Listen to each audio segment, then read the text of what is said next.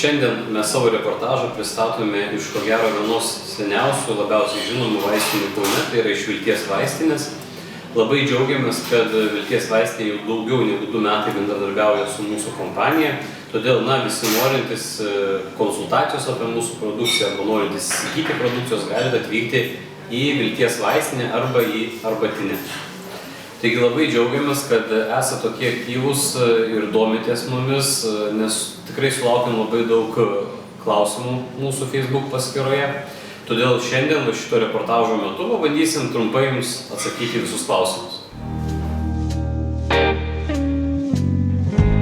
Tai pirmas dalykas, norėjau akcentuoti tai, kad Kolonvel sudėtyje esanti augalinė skaidula gliukomananas. Taip, šita skaidula yra gaunama iš leopardinio amorfofalo šaknies, tai toks augalas augantis Japonijoje.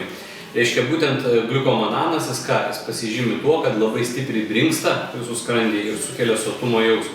Todėl laikantis dietos, tai yra puikia priemonė norintiems atsikratyti antsvorio. Bet aišku, reikėtų priminti tai, kad norit to ar nenorit, labai svarbu yra ir koreguoti ir mitybą. Ir aišku, svarbus yra fizinis aktyvumas. Tačiau sotumo jausmą, jeigu vartosit kolonvelį, tikrai turėsit. Ypatingai rekomenduoju vartoti prieš maistą. Toliau, kuom dar yra naudingas kolonvelis?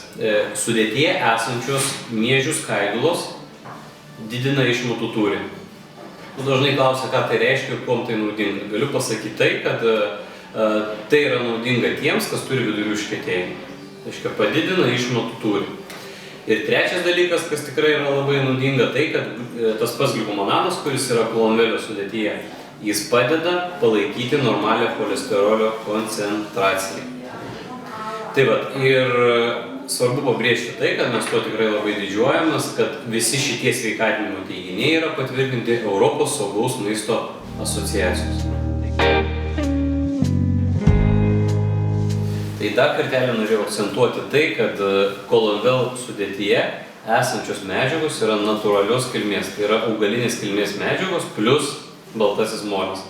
Taigi kolonvel gali rinktis visi, tai yra ir maži vaikai, 2-3 metų jau gali vartoti, ir nėščios, ir maitinančios mamos. Taip? Taigi tikrai galit vartoti ilgą laiką, nesukelia jokių šitą priklausomybių ir panašiai. Dabar dėl alerginių reakcijų, kažkokių ypatingų alergenų sudėtyje tikrai nėra, tačiau jeigu esat alergiškas žmogus ir ypatingai esate alergiškas kokiom nors augalinės kilmės medžiagom, tai galit, aišku, dėrėtų jums pasiskaityti sudėtį ir pasižiūrėti, ar galit vartoti šitą produktą ar ne. Bet šiaip alergenų sudėtyje kažkokių ypatingų tikrai nėra.